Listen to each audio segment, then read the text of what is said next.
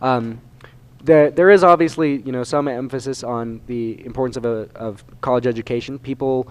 Statistics show that people with a bachelor's degree make approximately $1 million more in income typically over their lifetimes than people who just have a high school degree. But there is the flip side.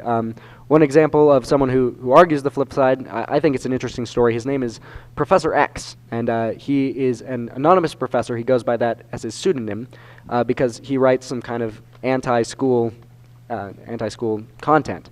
And his idea is that the value of college, based on his experience as a professor, he actually wrote a book to that effect. And he thinks that most students that he's taught are actually not cut out for college, and they're not qualified to attend college.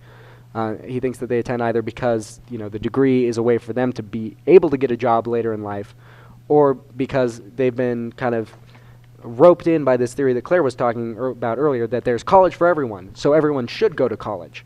So it comes down to it for me. One of the interesting theories that he put out, he actually made an analogy between the real estate bubble earlier, where Americans are being urged to invest in this thing because it's important to them, when actually it's not something that necessarily everyone needs.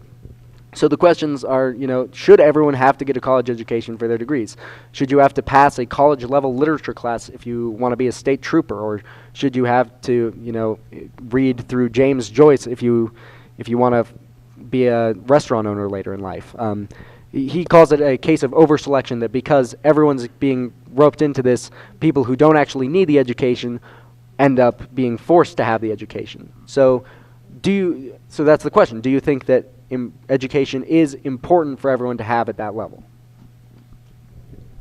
Well, I think it depends on, like you said, what you're going into. However, I do want, when I go into a doctor's office or a dentist's office, or I go to talk to a lawyer, I want those people to have college degrees. Now, I'm not saying everyone should, but I think whether or not you go into those fields, higher education at any level is important and can't hurt you. So, yes, you're paying for this college, but you're probably going to get a job because of it, and you're also gaining knowledge, which I don't see how that could be a negative thing in any light. Well, what about the negative of losing at minimum about $5,000 a semester on that education? Isn't that a negative? Well, like I said, yes, you're losing this money, but I prefer not to think about it, at least for someone who's going into college. I prefer not to think of myself as losing this money as far as just investing this money in the future. And like you said, people with bachelor's degree earn over $1 million more on average. And when that evens out at $5,000 a semester, you're still making over $960,000 more than a person that didn't go to college. Well, I think something you have to keep in mind there is that maybe it seems like it would be a worthwhile investment to be paying $5,000, $10,000, whatever it is, a semester to be getting a degree that eventually is supposed to make you more money. But what happens if what you're going to college for isn't going to make you that money back?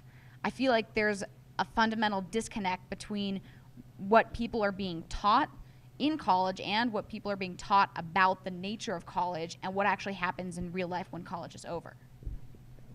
Well, I agree with you that I think that there is that disconnect, as you put it. However, I think that comes down to kind of an individual's need to evaluate the college, evaluate the degree, and kind of evaluate their own individual situation and whether or not they need that education, because there is a disconnect, but it's up to you to decide whether or not you can connect those two